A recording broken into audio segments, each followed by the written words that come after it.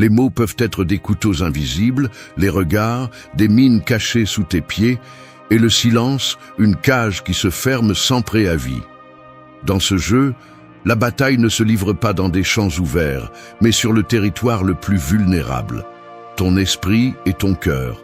Chaque provocation, chaque critique, chaque geste qui cherche à te briser est une tentative délibérée d'éroder ton esprit, de voler ta tranquillité.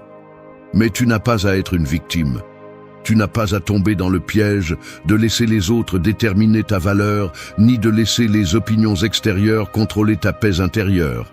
La véritable force naît lorsque tu apprends à construire un bouclier invisible, une armure émotionnelle qui ne se voit pas, mais qui arrête chaque coup avant qu'il ne t'atteigne. Cette armure n'est pas indifférence ni froideur, c'est la maîtrise, c'est la clarté, c'est savoir quand parler et quand garder le silence.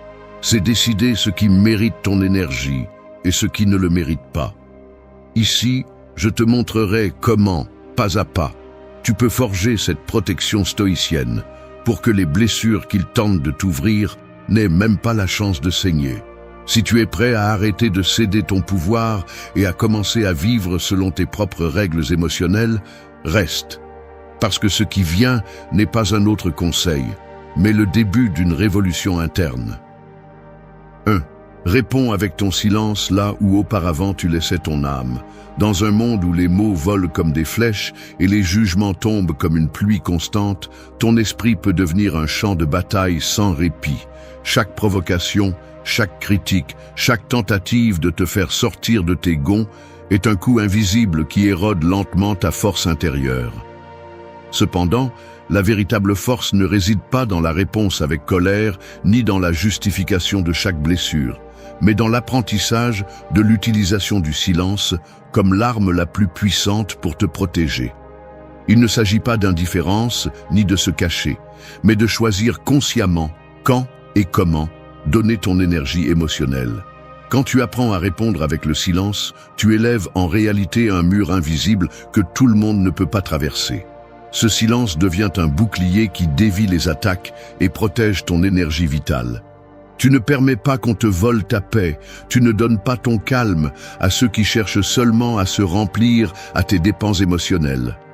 C'est un acte de pouvoir silencieux, un signal clair que ta force ne dépend pas de ce que les autres disent ou font. Le silence stratégique a aussi un effet dévastateur sur ceux qui tentent de te manipuler. En ne réagissant pas, tu provoques en eux l'incertitude, la frustration de ne pas pouvoir contrôler tes réponses ni nourrir leur jeu. L'absence de réaction devient un miroir qui reflète leur vide et leur faiblesse. À ce moment, le contrôle change de main et tu prends les devants sans bouger un muscle, seulement avec la fermeté de ton calme intérieur. Mais maîtriser cet art n'est pas facile. Notre nature nous pousse à nous défendre, à justifier chaque attaque et à chercher à valider notre valeur avec des mots. C'est ici que la sagesse stoïcienne entre en jeu, qui nous enseigne à observer ces impulsions sans les laisser nous gouverner. L'autocontrôle est la capacité de choisir ta réponse, de ne pas réagir instantanément. Ce n'est pas nier ce que tu ressens, mais ne pas laisser ces émotions te dominer et t'épuiser. Chaque fois que tu réponds impulsivement, tu donnes du pouvoir à celui qui t'a provoqué. C'est comme ouvrir la porte de ta forteresse pour laisser entrer l'ennemi et lui permettre de continuer son attaque. En revanche, chaque silence conscient est une brique de plus dans le mur qui te protège.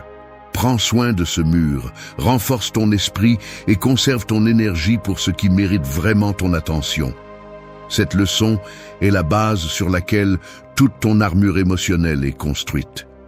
Sans la maîtrise du silence, toute tentative de protection sera fragile et éphémère. Apprendre à se taire quand tout autour exige du bruit est le premier pas pour contrôler ton monde intérieur et décider ce qui mérite ton temps et ton énergie. Maîtriser le silence, c'est maîtriser ta liberté émotionnelle. C'est ne pas donner ton âme à chaque provocation, ni t'épuiser à justifier ta valeur. C'est conserver intacte ta tranquillité, ta fermeté et ta paix, peu importe la tempête qui t'entoure. C'est la véritable force, celle qui naît lorsque tu décides que ton bien-être intérieur vaut plus que n'importe quelle tempête extérieure. Avec chaque silence choisi consciemment, tu transformes le bruit et l'agression en un écho vide qui ne peut pas te blesser. C'est le principe de la liberté stoïcienne, être le maître absolu de tes réponses, le maître de ton énergie et le constructeur de ta paix intérieure. Ainsi commence l'armure que personne ne pourra briser. 2. Ferme l'accès à ceux qui ne savent couvrir des blessures. Fermer la porte à ceux qui n'entrent que pour te blesser n'est pas un acte d'égoïsme ou d'abandon, mais la décision la plus nécessaire que tu peux prendre pour protéger ton monde intérieur. Imagine que ta vie est une maison construite avec effort, chaque coin conçu pour abriter ta paix, ta croissance et ton authenticité. Maintenant, pense à ces visiteurs qui arrivent sans respect, qui piétinent ton sol, qui lancent des pierres à tes fenêtres et laissent leurs traces comme des marques de leurs dommages. Garder la porte ouverte pour eux, c'est leur permettre de continuer à détruire ce que tu as construit avec tant d'efforts. La douleur qu'ils causent n'est pas un hasard ni une malchance, mais le reflet de leur incapacité à donner ce dont tu as besoin. Tu ne peux pas changer ceux qui ne savent que faire du mal.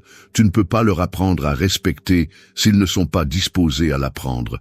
La véritable force réside dans la reconnaissance de cette réalité et la prise de la décision ferme de leur barrer la route. Il ne s'agit pas de punir ou de chercher à se venger, mais d'établir une limite claire. Ton bien-être n'est pas négociable. Cette action, loin d'être un acte de faiblesse, est une démonstration éloquente d'auto-soin et de respect de soi. Permettre à des personnes toxiques de continuer à accéder à ton espace mental et émotionnel, c'est leur donner un pouvoir qu'elles ne méritent pas. Chaque blessure qu'elles ouvrent, chaque usure qu'elles provoquent, est une fracture de plus dans ton armure interne. C'est pourquoi apprendre à leur barrer la route est essentiel pour conserver ton énergie et ta stabilité. Fermer l'accès signifie établir des limites fermes, non seulement aux autres, mais aussi à toi-même. C'est dire assez à ces relations qui ne font que te consommer, qui te drainent sans rien donner en retour, qui te font remettre en question ta valeur. Tu ne peux pas guérir si tu gardes la blessure ouverte, ni avancer si tu portes le poids de ceux qui n'apportent que du mal.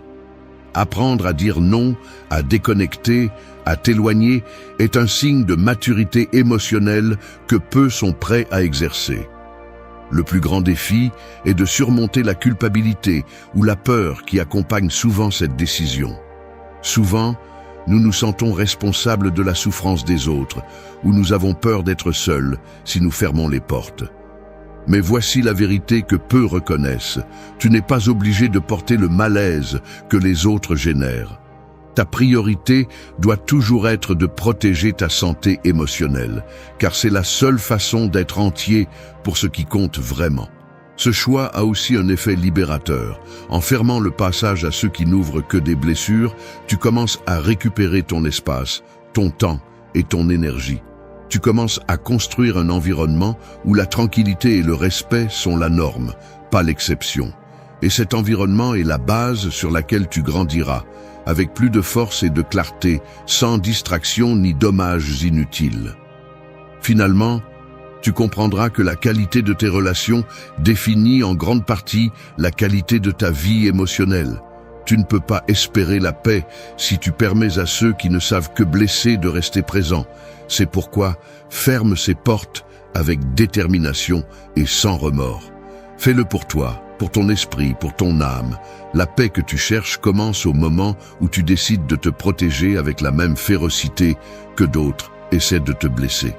Ainsi, petit à petit, tu transformeras ton environnement en un refuge où ton armure émotionnelle ne résiste pas seulement, mais fleurit aussi.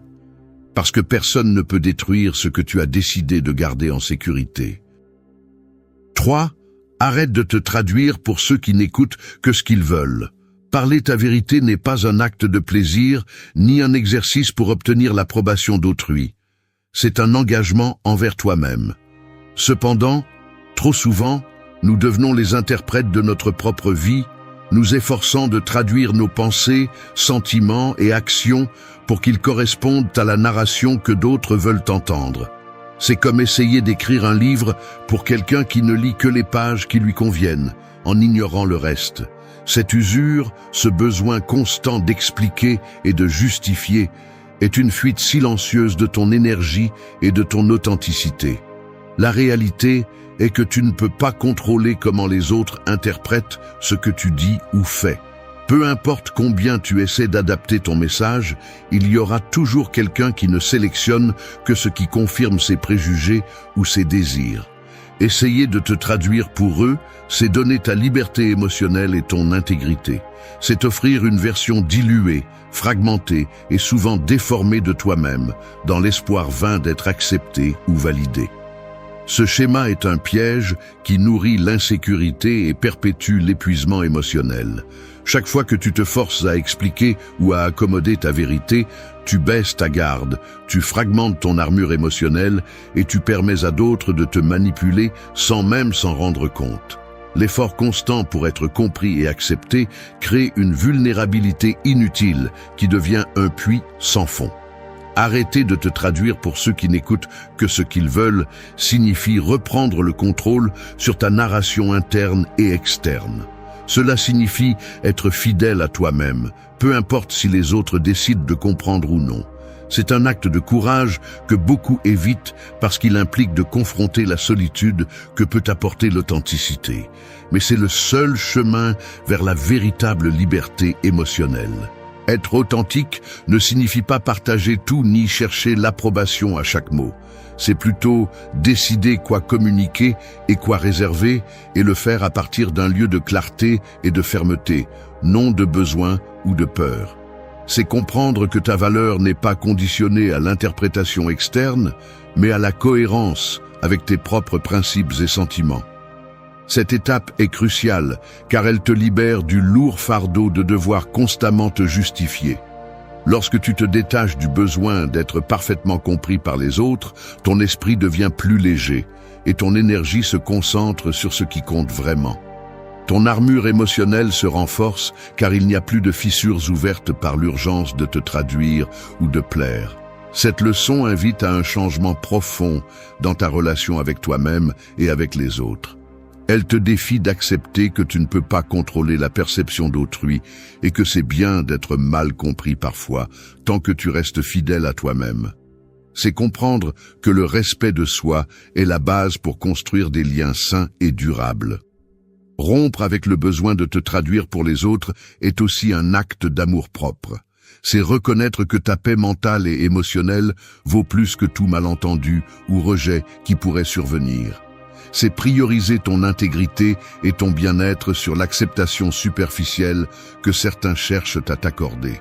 Ce n'est qu'ainsi que tu pourras marcher fermement, sans craindre d'être mal interprété, sans avoir besoin de te traduire, car tu auras appris que la véritable acceptation commence en toi et que c'est la seule validation qui compte vraiment.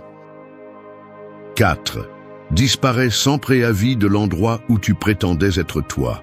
La vie n'attend personne, et pourtant, beaucoup restent coincés dans des scénarios qui ne leur appartiennent plus, jouant des rôles qui ont cessé d'être authentiques, vivant dans des masques qui cachent qui ils sont vraiment. C'est comme un acteur qui refuse de baisser le rideau, même si le public ne croit plus en sa performance.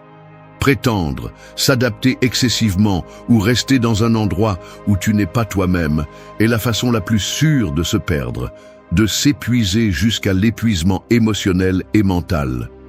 Disparaître sans préavis de ces espaces où tu prétendais être quelqu'un que tu n'es pas seulement une stratégie pour protéger ton énergie, c'est un acte d'honnêteté radicale envers toi-même. C'est lâcher le poids de l'image fausse, des attentes des autres, du besoin de remplir des rôles qui ne correspondent plus à ta vérité. C'est une coupure nette, une rupture avec ce qui te limite pour faire place à ce que tu peux vraiment construire à partir de l'authenticité. Cette disparition n'implique pas un abandon sans sens ni une fuite des problèmes. Au contraire, c'est un acte conscient de choisir où et avec qui tu veux être, de décider quels environnements méritent ta présence et lesquels te drainent seulement.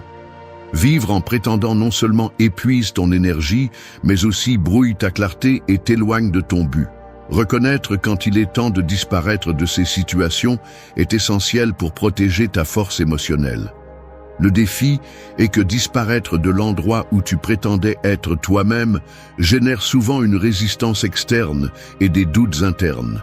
Les personnes habituées à te voir sous un masque sont surprises, posent des questions, font pression pour comprendre ou récupérer la version qu'elles connaissaient.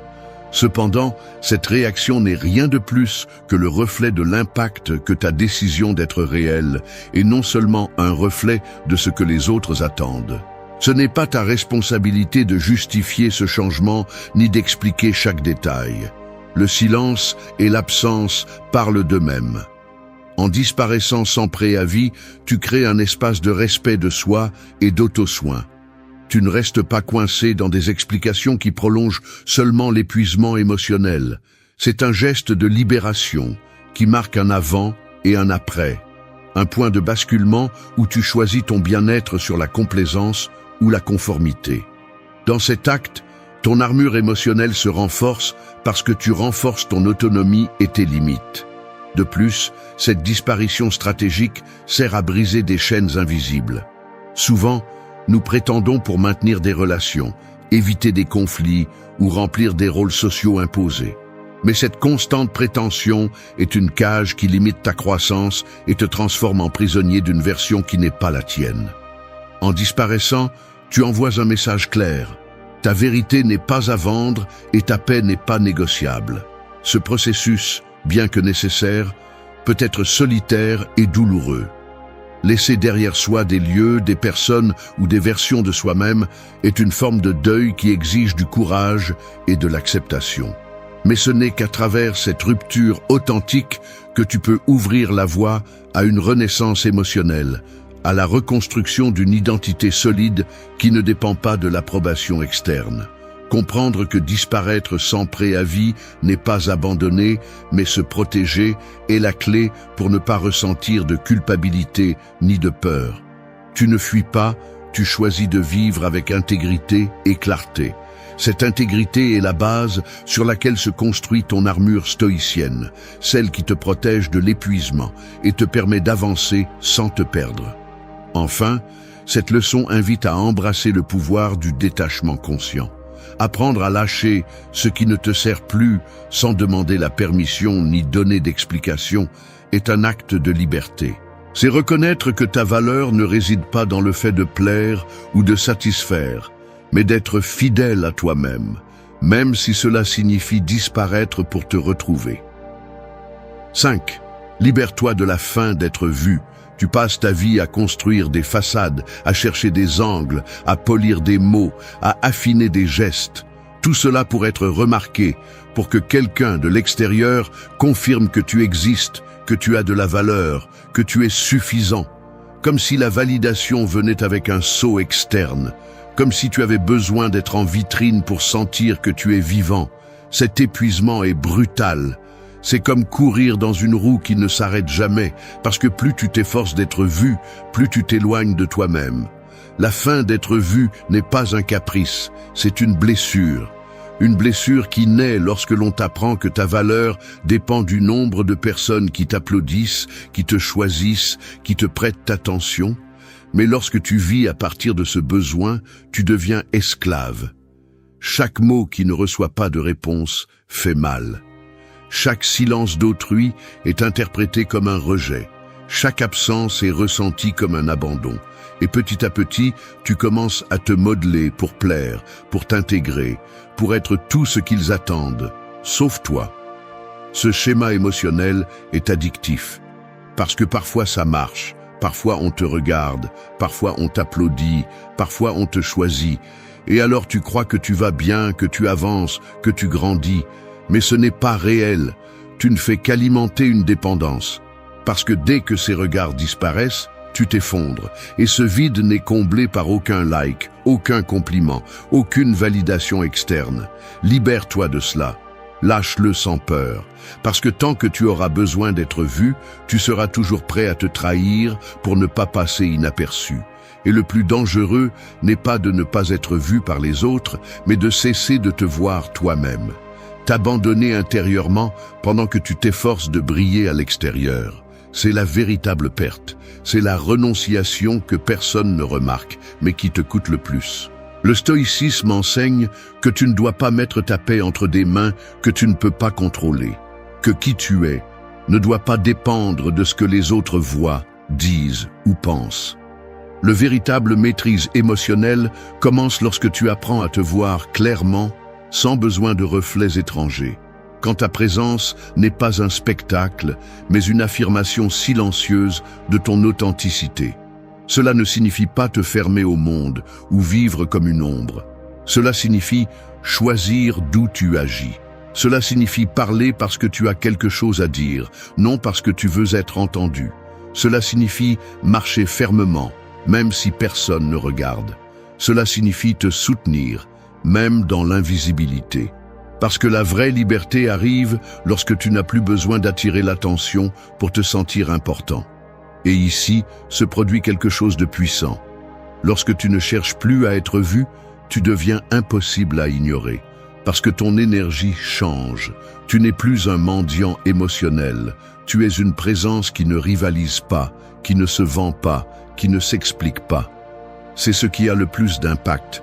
Quelqu'un qui n'a pas besoin d'être approuvé pour se sentir en sécurité. Cette leçon est une rupture avec tout ce que tu as appris. Parce qu'on t'a appris à plaire, à chercher des applaudissements, à ne pas déranger. Mais maintenant tu comprends que d'être toi-même, sans artifice ni filtre, est l'acte le plus courageux et libérateur. La fin d'être vu est une prison, et tu as la clé. L'utiliser est une décision. Tout le monde n'ose pas. Tu n'es pas ici pour impressionner. Tu es ici pour être, aussi simple que cela, aussi ferme que cela, aussi réel que cela. Lorsque tu lâches ce besoin, tu retrouves une version de toi qui ne négocie plus sa paix pour de l'attention, ni son essence pour de l'acceptation. Et cette version, crois-moi, n'a pas besoin de public. Elle a juste besoin de cohérence. C'est là que commence ton véritable pouvoir. Non pas quand tout le monde te regarde, mais quand tu n'en as plus besoin. Parce qu'à ce stade, chaque pas que tu fais, chaque silence que tu choisis, chaque limite que tu poses, naît d'une liberté que personne ne peut te prendre. Et cette liberté pèse plus que 1000 réactions. 6. Protège ton énergie comme celui qui garde une ville assiégée.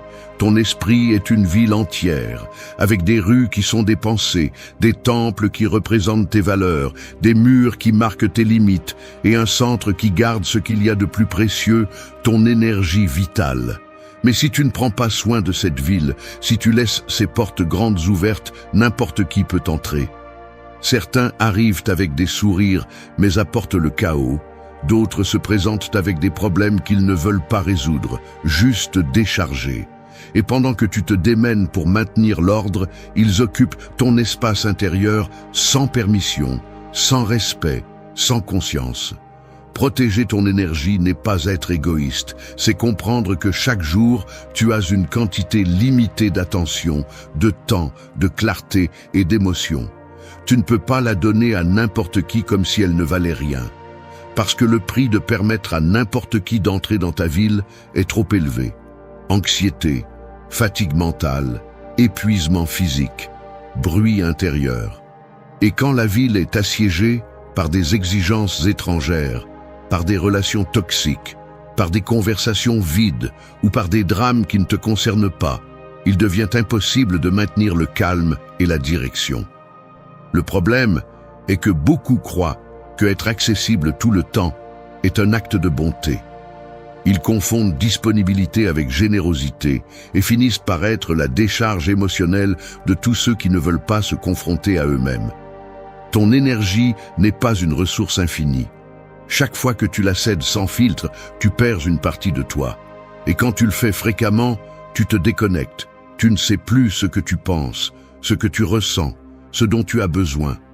Tu es tellement occupé à soutenir les autres que tu oublies l'essentiel. C'est là qu'intervient la philosophie stoïcienne. Tu ne peux pas contrôler ce que les autres font, disent ou veulent. Mais tu peux contrôler à qui tu donnes accès, combien de temps tu es prêt à donner et quelle bataille tu décides de mener. La clarté commence lorsque tu te donnes la permission de dire non, sans explication. De fermer des espaces où il n'y a pas de réciprocité, de fixer des limites même avec ceux que tu apprécies le plus. Parce que protéger ton énergie, c'est aussi protéger tes relations les plus saines, tes objectifs, ton équilibre. Être sélectif avec ta présence ne te rend pas moins compatissant, cela te rend plus conscient. Tu n'es pas obligé de participer à chaque conversation, à chaque conflit, à chaque histoire qui ne te concerne pas. Tu peux écouter sans absorber. Tu peux être là sans porter. Tu peux aimer sans t'épuiser. Mais cela n'arrive que lorsque tu comprends que tout le monde ne mérite pas un accès direct à ta ville intérieure. Et le plus important, si tu ne protèges pas ton énergie, personne d'autre ne le fera. N'attends pas que les autres te donnent de l'espace. Ne suppose pas qu'ils vont remarquer ta fatigue ou ta saturation. C'est ta responsabilité de fixer la frontière. Et cette frontière n'a pas besoin d'être agressive. Elle peut être ferme, claire et silencieuse. Tu n'as pas besoin de crier tes limites. Il suffit de les vivre. De plus, protéger ton énergie te permet de voir plus clairement qui ajoute et qui soustrait. Qui respecte tes espaces et qui les envahit? Qui est avec toi pour ce que tu es et qui est là seulement pour ce que tu peux donner? Cette vision est clé, parce que parfois l'épuisement se déguise en proximité, en affection, en habitude. Mais l'effet est le même. Tu te vides sans t'en rendre compte. Alors pense à ton énergie comme au trésor le plus précieux de ta ville intérieure. Ne le mets pas à la portée de n'importe qui. Ne le gaspille pas dans des disputes qui ne mènent à rien. Ne le donne pas comme si cela ne coûtait rien à construire. Parce que chaque fois que tu choisis de le protéger, tu choisis de vivre depuis ton centre, pas depuis la réactivité. Et de là, de cette force intérieure protégée, tu peux agir avec calme, parler avec intention, décider avec sagesse. L'armure stoïcienne n'est pas seulement une résistance à la douleur, c'est aussi une intelligence émotionnelle pour ne pas te donner là où il n'y a pas d'avenir. Protéger ton énergie est le début de tout ce que tu veux construire. Et seul toi peux décider qui franchit cette porte. 7. Fais de ta présence un acte, pas une exposition. Tu n'es pas un écran. Tu n'es pas ici pour te projeter, pour impressionner, pour montrer à chaque instant qui tu es. Ta vie n'est pas une scène, et tu n'es pas obligé de jouer devant un public qui change d'opinion selon son humeur. Être présent n'est pas être un spectacle, c'est être une racine. C'est être là avec fermeté, avec clarté, avec intention. Non pas pour être vu, mais pour être ressenti. Et celui qui ne peut pas te sentir en silence ne mérite pas de te voir en mouvement. Aujourd'hui, trop de personnes vivent comme si elles étaient dans une vitrine, ajustant leur comportement pour être acceptées, pour être applaudies, pour être lues de manière favorable. Comme si chaque mot, chaque geste, chaque publication faisait partie d'une campagne permanente pour maintenir l'attention. Mais ce besoin constant de te montrer finit par t'éloigner de toi-même. Tu deviens un personnage, tu deviens une stratégie, tu deviens le reflet de ce que les autres attendent, et c'est ainsi que tu perds ton centre. Fais de ta présence quelque chose qui ne dépend pas de la visibilité, qui ne crie pas, qui ne cherche pas la validation, qui ne réclame pas l'attention. La véritable force n'a pas besoin de s'annoncer. On la remarque dans la façon dont tu occupes l'espace sans envahir, dans la façon dont tu parles sans t'imposer, dans la façon dont tu te tiens sans avoir besoin d'expliquer qui tu es.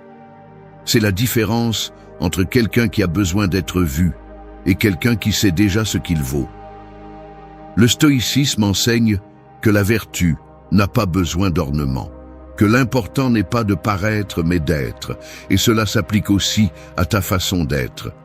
Une présence puissante n'est pas celle qui attire l'attention avec force, mais celle qui change l'atmosphère avec calme. Parce que la présence réelle ne s'impose pas, elle transforme. Elle n'a pas besoin d'une scène. Elle se manifeste dans la cohérence entre ce que tu penses, ce que tu fais et ce que tu permets. Être présence et non exposition nécessite un silence intérieur. Cela nécessite de savoir qui tu es sans avoir besoin de le crier. Cela nécessite d'accepter que tout le monde ne reconnaîtra pas ta valeur et pourtant de rester ferme. Parce que lorsque ton identité dépend d'être vue, tu es pris dans un cycle où ton humeur monte et descend selon la réaction des autres. Mais lorsque ton identité est enracinée dans ta propre conscience, rien d'extérieur n'a le pouvoir de te faire vaciller. Cela implique aussi de disparaître des dynamiques où seul ce qui brille, ce qui exagère, ce qui plaît est récompensé. Tu n'es pas ici pour divertir, tu es ici pour vivre en cohérence. Et c'est suffisant, bien plus que suffisant, parce que ce qui laisse vraiment une trace n'est pas ce qui crie le plus fort, mais ce qui reste quand tout le bruit s'est éteint. Fais de ta présence un acte, quelque chose d'intime, de délibéré, de solide. Que d'être avec toi ne soit pas une expérience superficielle, mais une expérience qui laisse une marque. Que ton silence dérange plus que les discours vides, que ton calme soit plus percutant que les attitudes théâtrales, et que ta façon d'être n'ait pas besoin d'être expliquée pour être ressentie. L'armure émotionnelle se construit aussi à partir de cet endroit, à partir de la décision ferme de ne pas te transformer en un produit pour la consommation émotionnelle des autres, à partir de la détermination de ne pas donner d'explication chaque fois que tu ne réponds pas aux attentes externes, à partir de la force de dire « c'est ce que je suis, je n'ai pas besoin de l'embellir, je n'ai pas besoin de le montrer, j'ai juste besoin d'être ». Et quand tu arrives là, tout change. Tu arrêtes de mendier de l'attention, tu arrêtes de surjouer, tu arrêtes de mendier l'approbation. Parce que ta présence commence à parler pour toi. Et ce qu'elle transmet est beaucoup plus puissant que tout effort pour être validé. Fais de ta présence un acte de fidélité envers toi-même. Peu importe combien de personnes regardent ou comprennent. Ce qui compte, c'est que tu sois là où tu choisis d'être, en étant qui tu es vraiment. Sans déguisement, sans excès, sans peur. C'est la véritable autorité silencieuse. Et personne ne peut rivaliser avec ça. 8. Apprends à être une absence qui pèse plus que 1000 réactions. On n'a pas toujours besoin de faire du bruit pour laisser une trace. Parfois, la façon la plus puissante de marquer sa présence est de partir. Pas avec scandale, pas avec des explications, pas avec des réclamations. Partir en silence, disparaître avec fermeté. Être absent, mais une absence qui pèse, qui laisse un vide inconfortable, qui fait réfléchir. Parce que lorsque ton énergie était là, elle soutenait quelque chose. Lorsque ta voix parlait, elle avait du poids. Lorsque ton regard était présent, il faisait en sorte que les choses s'ordonnent. Et quand tout cela n'est plus là, ça se remarque. C'est le point culminant de la maîtrise émotionnelle. Quand tu apprends à te retirer sans avoir besoin de faire du bruit. Quand tu arrêtes de te battre pour être compris, pour être accepté, pour avoir le dernier mot. Quand tu comprends que ton plus grand pouvoir n'est pas de démontrer, mais de choisir. Choisir quand être là. Et surtout, choisir quand ne plus être là. Être une absence qui pèse ne signifie pas souhaiter être manqué, ni utiliser le silence comme punition. Cela signifie avoir une claire conscience de ton énergie, de ta valeur et de tes limites, au point que tu n'as pas besoin de te traîner ni de t'épuiser pour qu'on le remarque. Quand tu quittes un lieu où tu n'es pas respecté, tu ne fuis pas. Tu revendiques ton espace intérieur. Tu dis « plus jamais » sans le dire. Tu priorises ta santé mentale et ta dignité. Et le plus frappant, c'est que ce type d'absence enseigne plus que n'importe quel sermon.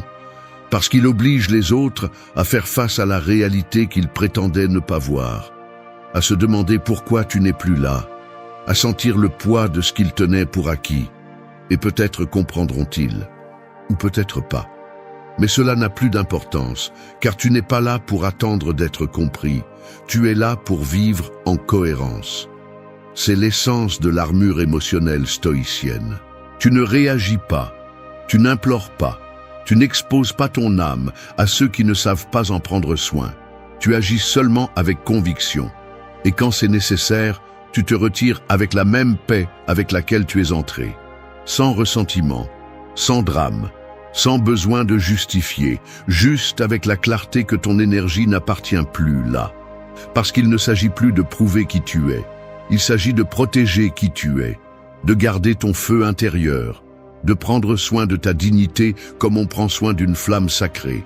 Et s'il y a des lieux, des personnes ou des dynamiques qui éteignent cette flamme, la chose la plus sage n'est pas de résister, c'est de partir, sans scandale, sans retour en arrière, celui qui n'a pas su apprécier ta présence, qu'il apprenne avec ton absence, celui qui n'a pas écouté tes limites, qu'il les comprenne avec ton silence, non par vengeance, non par orgueil, mais parce que tu n'es plus disposé à continuer à donner ton âme là où tu ne récoltes que de l'usure. Ici se termine le cycle. Ici se termine ce guide de construction intérieure. 8 principes stoïciens, non pas pour te durcir, mais pour te renforcer. Non pas pour te rendre froid, mais clair. Non pas pour fuir le monde, mais pour cesser d'être entraîné par lui. Tu n'es pas ici pour vivre sur la défensive. Tu es ici pour marcher la tête haute, sans peur de perdre, parce que ce que tu portes en toi n'est plus à vendre.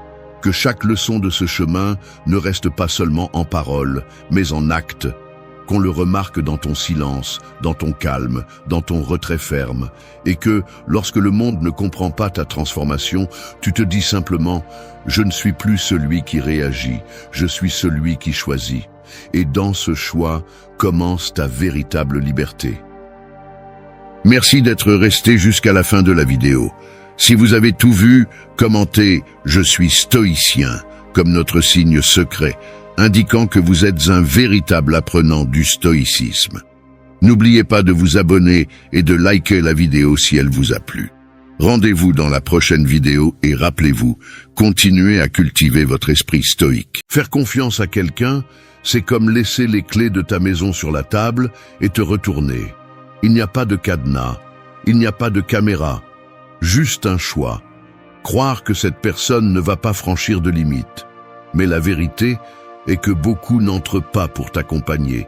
Ils entrent pour fouiller tes tiroirs, voir tes faiblesses et prendre le meilleur de toi sans demander la permission. Ils le font lentement, ils le font bien. Et quand tu t'en rends compte, tu n'es plus le même. Le problème n'est pas de faire confiance, le problème est de ne pas savoir quand arrêter de le faire. Parce qu'il y a des signes, il y en a toujours. Des regards qui esquivent, des mots qui ne correspondent pas aux faits, des présences qui pèsent plus qu'elles n'ajoutent. Et tu le sens, mais tu l'ignores. Parce que ça fait plus mal d'accepter que quelqu'un ne mérite pas ta confiance que de continuer à te cramponner à l'idée qu'il pourrait peut-être changer. Cette vidéo n'est pas pour te rendre méfiant, elle est pour te rendre lucide. Je vais te montrer 8 signes stoïciens que tu ne peux plus ignorer si tu valorises vraiment ton bien-être.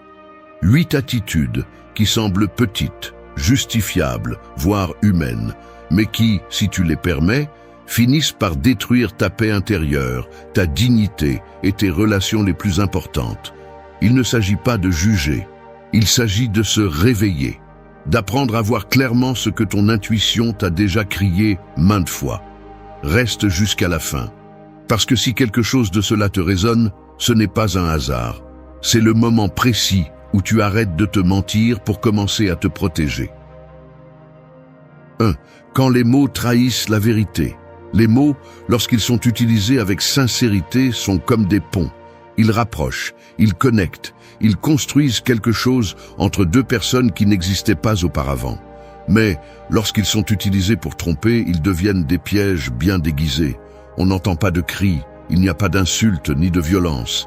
Il y a des sourires fins, des phrases calculées et des affirmations qui sonnent parfaitement, mais qui s'effondrent d'elles-mêmes avec le temps. C'est ce qui est le plus dangereux, que souvent le mensonge n'arrive pas avec du bruit, mais avec douceur, avec un calme apparent.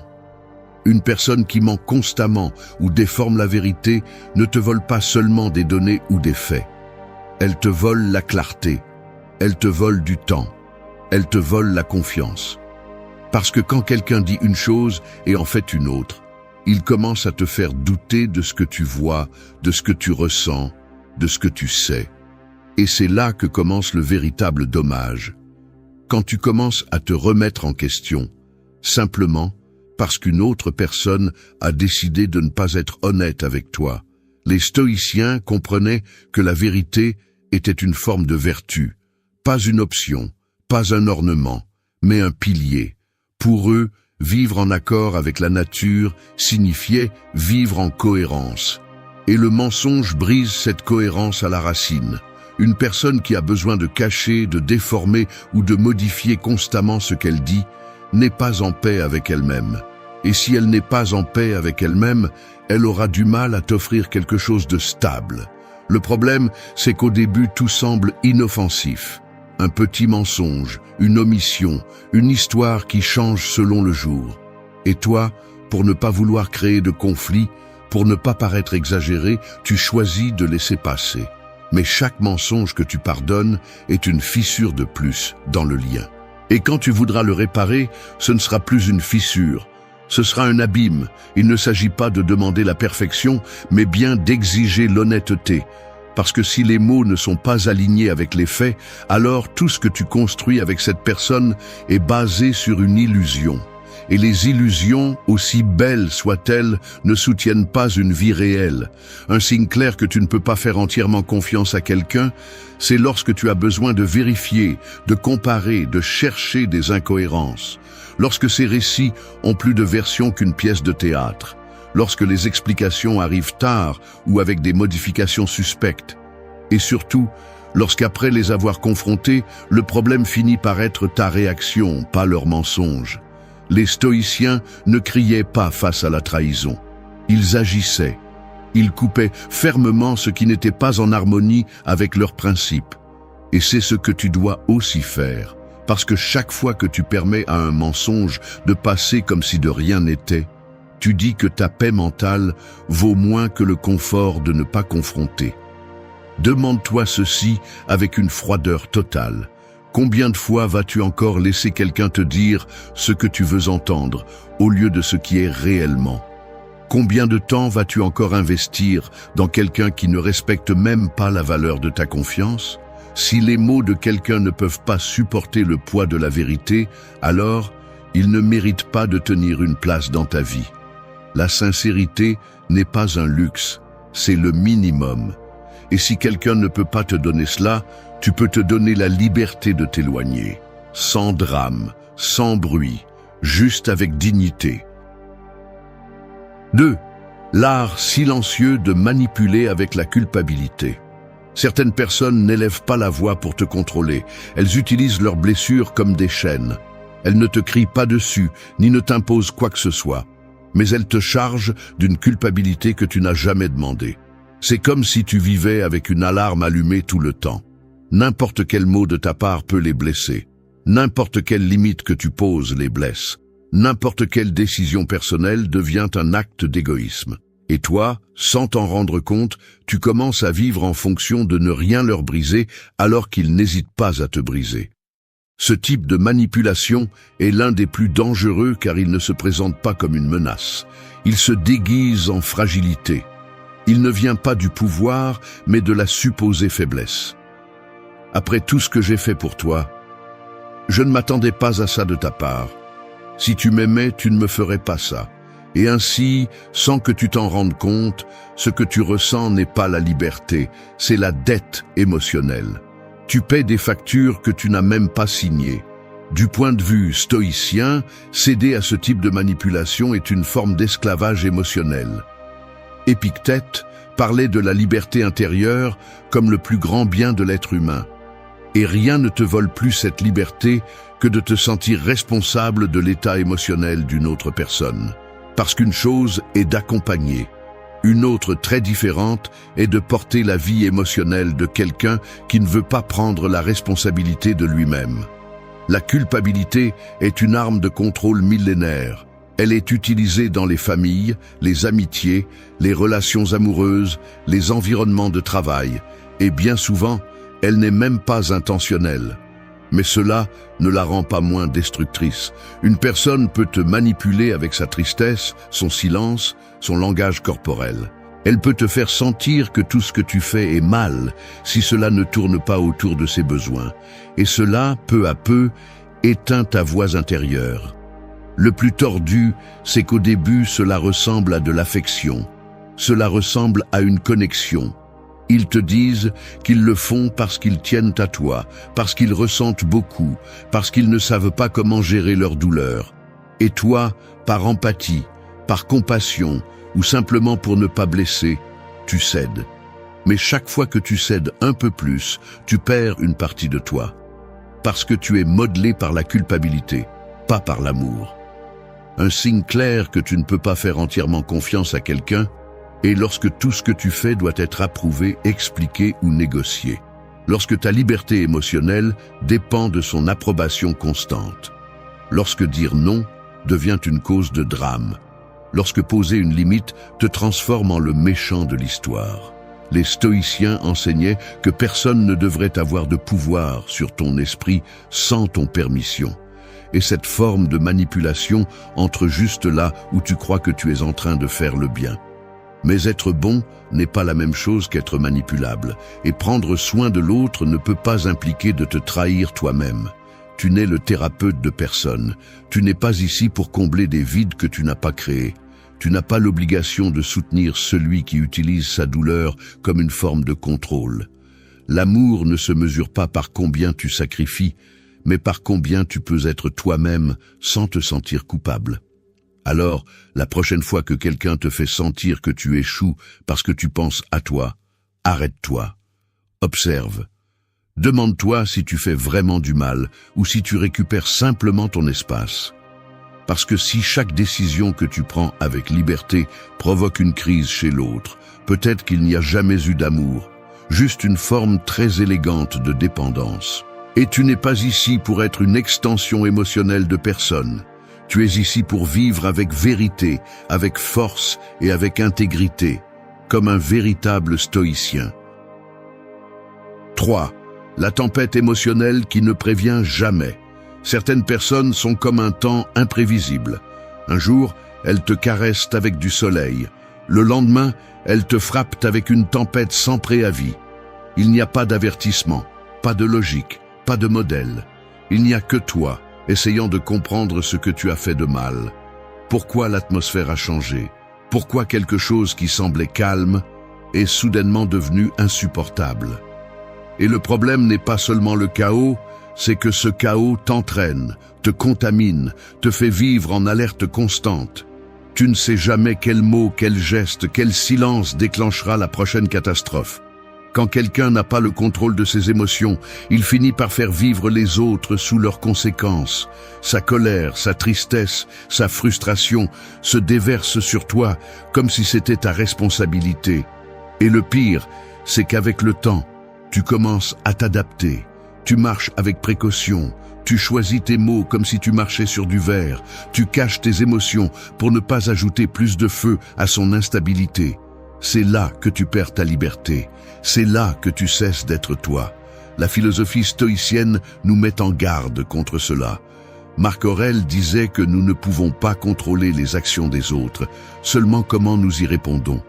Mais quand tu vis avec quelqu'un qui explose émotionnellement sans mesure, ta capacité à répondre calmement s'érode. Tu es forcé de réagir, de te défendre, d'apaiser ce que tu n'as même pas provoqué. Et avec cela, tu perds ton centre. Un signe clair que tu ne peux pas faire entièrement confiance à quelqu'un est le manque de constance émotionnelle. Une personne qui t'idolâtre aujourd'hui et te méprise demain ne voit pas qui tu es vraiment. Elle projette ses tempêtes internes sur toi.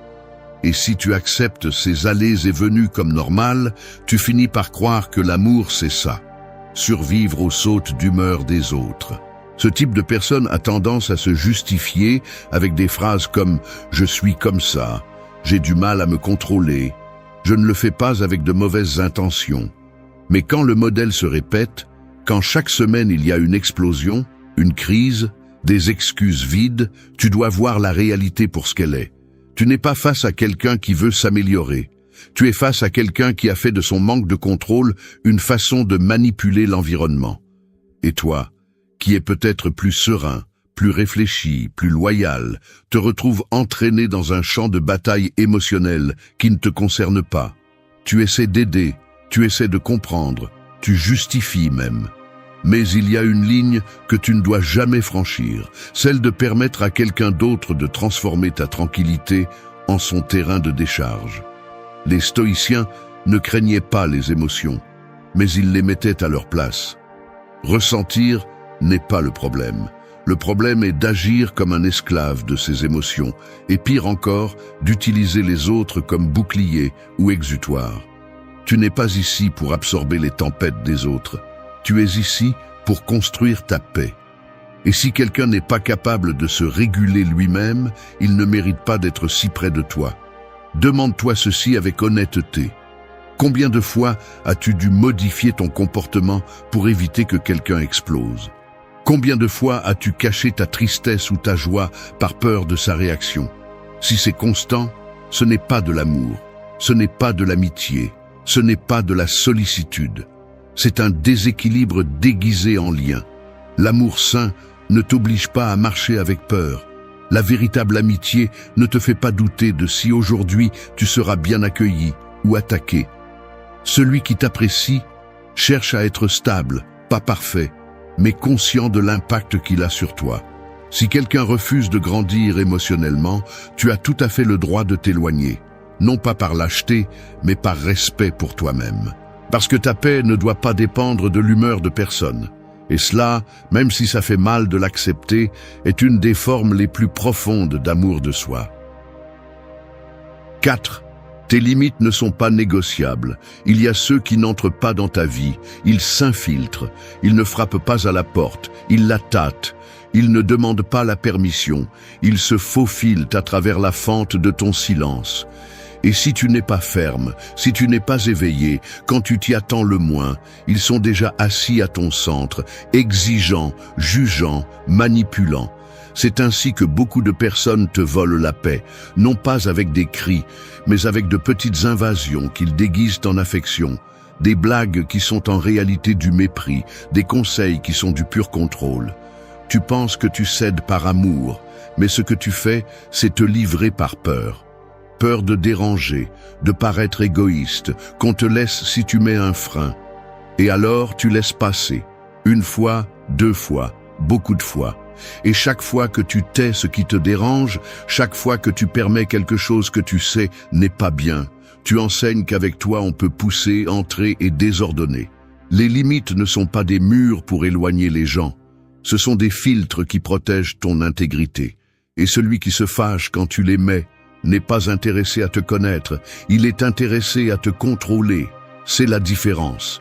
Quelqu'un qui te valorise comprend tes limites, les respecte même s'il ne les partage pas.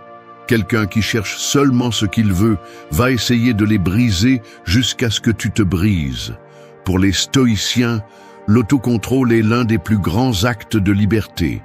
Et une partie de ce contrôle consiste à reconnaître que tu choisis ce que tu permets. Tu ne peux pas dominer le comportement des autres, mais tu peux décider combien d'espace tu leur donnes. Une limite claire n'est pas de la dureté, c'est de la clarté.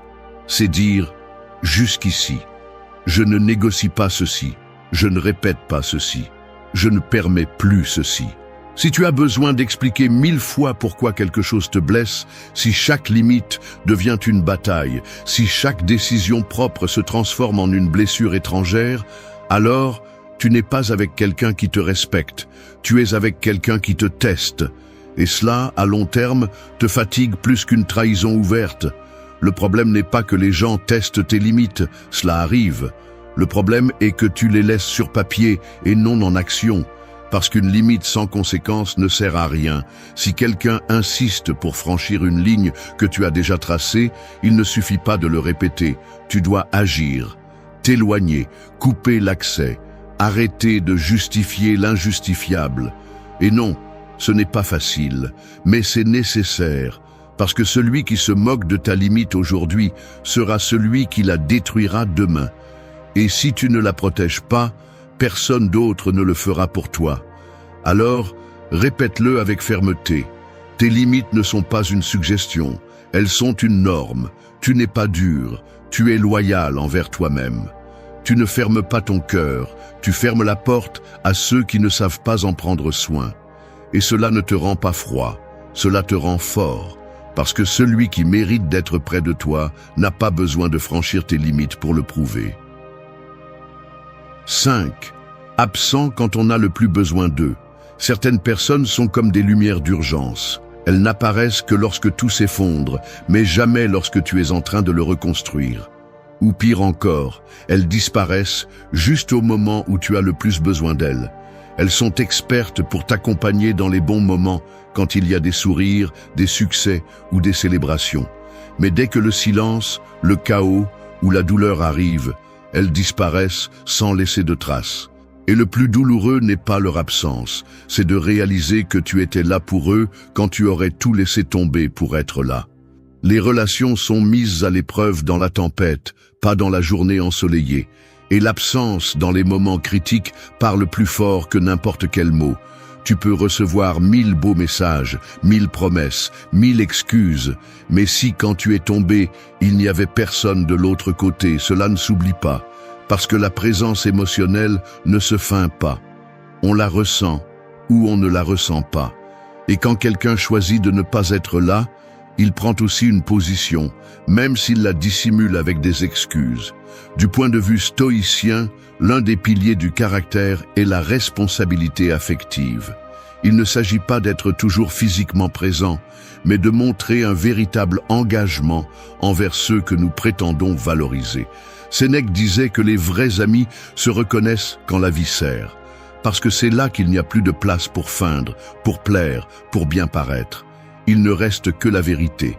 Et si cette personne a choisi de ne pas apparaître quand tu étais par terre, alors tu as ta réponse. Un signe clair que tu ne peux pas faire entièrement confiance à quelqu'un est que sa présence dépend du confort. Si tout va bien, ils sont là. Si tu as besoin de soutien, ils disparaissent. Et le pire, c'est qu'ils reviennent ensuite comme si rien ne s'était passé, en espérant que tu agisses de la même manière, que tu ne mentionnes pas le vide qu'ils ont laissé, que tu souris comme si ton silence ne criait pas à l'intérieur. L'absence n'est pas toujours physique. Il y a ceux qui sont à côté mais déconnectés, qui écoutent sans entendre, qui regardent sans voir, qui accompagnent sans s'impliquer, qui, lorsque tu as besoin d'un mot ferme, donne des évasives, qui, lorsque tu cherches du soutien, change de sujet, qui, lorsque tu attends de la contenance, deviennent un fantôme avec un nom. Il ne s'agit pas d'exiger une compagnie constante. Nous avons tous nos batailles, mais celui qui dit te valoriser doit aussi le démontrer quand c'est le plus difficile. Parce que si ta douleur ne les touche pas, si ta chute ne leur donne pas envie de tendre la main, alors quel est ce lien ? Quel est le sens de partager le superficiel si le profond ne peut pas être soutenu? Les stoïciens parlaient de la valeur du cercle proche. Ils ne s'entouraient pas de beaucoup de personnes, mais de quelques-unes qui étaient intègres, stables et engagées envers la vertu. Et dans ta vie, il devrait en être de même. Tu n'as pas besoin de foule, tu as besoin de loyauté. Tu ne cherches pas le bruit, tu cherches la vérité. Alors, observe avec clarté. Qui était là quand tu en avais le plus besoin? Qui ne te cherche que lorsque tout va bien? Qui disparaît quand tu te sens le plus fragile et prétend ensuite que rien ne s'est passé? La réponse à ces questions te donnera une liste très claire de qui mérite d'être dans ta vie. Non pas par rancœur, mais par lucidité. Parce que continuer à investir de l'énergie dans quelqu'un qui n'est pas disposé à être là, c'est une forme lente d'abandon de soi. Et tu n'es plus là pour te trahir toi-même. Tu es là pour marcher avec ceux qui marchent avec toi, pas seulement quand il y a de la lumière, mais aussi quand tout s'éteint. Parce que c'est là que commence la vérité. Et ceux qui ne résistent pas à l'obscurité ne méritent pas ta clarté. 6. Ils promettent le ciel, mais ils ne décollent jamais. Promettre sans tenir est comme construire des châteaux dans les airs et te demander d'y vivre. Ils dessinent l'avenir avec des mots qui sonnent comme le salut. Ils peignent des scénarios où tout sera différent, où cette fois-ci ils changeront, où tout ce qu'ils ont dit qu'ils feraient pour toi, pour vous, est sur le point de devenir réalité. Mais le temps passe, et ces châteaux se dissolvent comme de la fumée. Il n'y a jamais eu de fondation, il n'y a jamais eu de véritable intention, juste des mots vides déguisés en engagement. Ce genre de personnes sont des experts pour dire ce que tu veux entendre, non pas parce qu'ils ressentent ce qu'ils disent, mais parce qu'ils savent que cela les garde près de toi. Ils promettent d'être meilleurs, d'être plus présents, de faire les choses différemment. Ils jurent que cette fois-ci, ils tiendront leurs promesses. mais leurs actes sont toujours en retard, non pas par manque de capacité, mais par manque de volonté. Parce que s'engager dans quelque chose de réel implique un effort, de la cohérence et de la constance. Et ils veulent seulement l'effet de la promesse, pas la responsabilité qui accompagne sa réalisation. Dans la philosophie stoïcienne, la cohérence entre la parole et l'action est un principe fondamental. Marc Aurèle n'avait pas besoin de dire grand-chose. Il vivait de manière à ce que chaque décision parle pour lui, et tu devrais aspirer à t'entourer de personnes comme ça, celles qui ne te vendent pas des fantasmes, mais qui t'offrent des faits, des actions, de la présence. Un signe clair que tu ne peux pas faire entièrement confiance à quelqu'un est lorsque son historique de promesses non tenues est plus long que n'importe quel geste concret, quand tu dois leur rappeler ce qu'ils ont dit, quand tu t'entends toi-même les justifier encore et encore, croyant qu'ils sont en train d'essayer. Mais la vérité est autre. Celui qui veut vraiment tenir ses promesses ne les fait pas à la légère. Il agit, il bouge, il démontre. Même si c'est peu, même si c'est lent, mais il avance. Le plus épuisant de vivre avec une telle personne est que tu vis dans une sorte d'attente permanente. Attente qu'ils changent, attente qu'ils tiennent enfin leurs promesses, attente que cette fois-ci soit différente. Et pendant que tu attends, tu perds de l'énergie, tu perds de la clarté, tu perds de la dignité. Parce qu'aimer quelqu'un qui promet constamment et ne tient pas, c'est comme marcher sur un tapis roulant qui ne mène nulle part. Tu te fatigues, tu bouges, tu te donnes, mais le lien reste au même point. Les stoïciens insistaient sur le fait que ce qui n'est pas entre tes mains ne doit pas te voler ta tranquillité. Et attendre que l'autre agisse avec intégrité alors qu'il a démontré à maintes reprises qu'il ne le fera pas, c'est lui donner ta paix en échange de miettes émotionnelles. Il ne s'agit pas de fermer son cœur, il s'agit d'ouvrir ses yeux. Demande-toi cela sans fioriture. Combien de fois de plus as-tu besoin d'entendre les mêmes mots pour comprendre que les actes ne viendront pas ? Combien d'opportunités de plus vas-tu donner à celui qui ne se présente qu'avec des discours ? L'amour ne se mesure pas par ce que quelqu'un dit ressentir. Il se mesure par ce que quelqu'un est prêt à construire avec toi, même quand ce n'est pas facile, même quand cela demande des efforts. Si quelqu'un ne peut même pas faire le premier pas vers ce qu'il a promis, tu n'es pas obligé de continuer à l'attendre. Ferme le cycle, non pas avec colère, mais avec maturité, parce que tu n'es plus là pour les belles paroles. Tu es là pour des actes qui restent fermes quand tout le reste chancelle. Tu es là pour des liens réels, pas pour des mirages verbaux. Et celui qui ne peut pas tenir ses promesses ne peut pas non plus rester. C'est aussi simple que ça.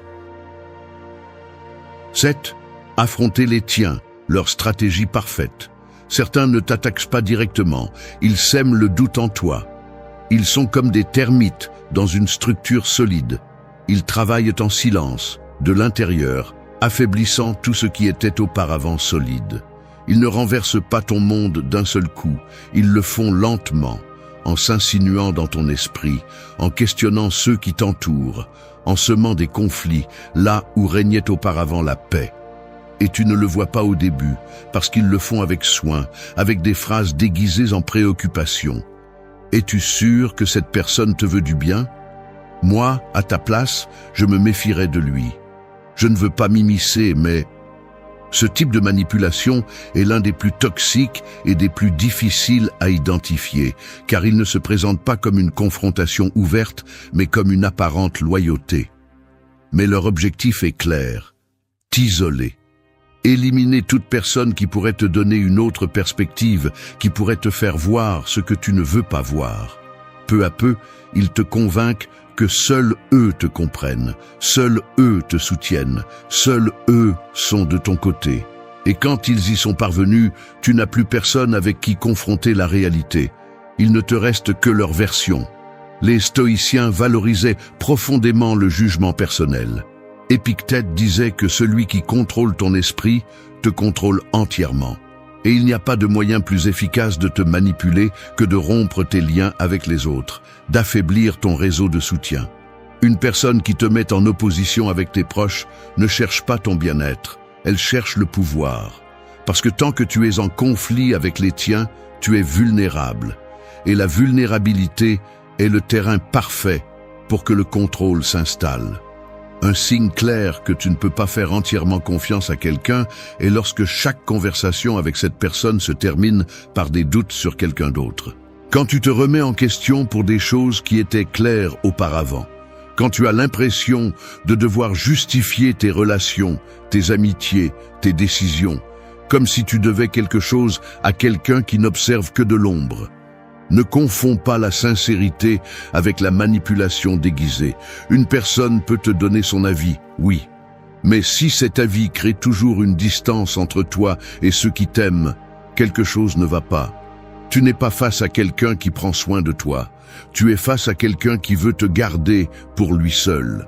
Et ce n'est pas un signe d'amour, c'est une tactique de contrôle.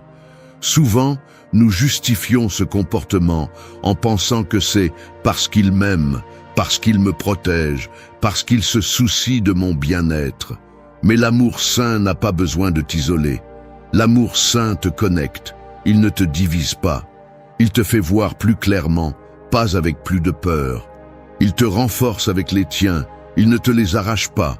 Si quelqu'un a besoin de te mettre en opposition avec tes amis, ta famille ou tes liens les plus proches pour se sentir en sécurité à tes côtés, alors il ne cherche pas une relation, il construit une cage.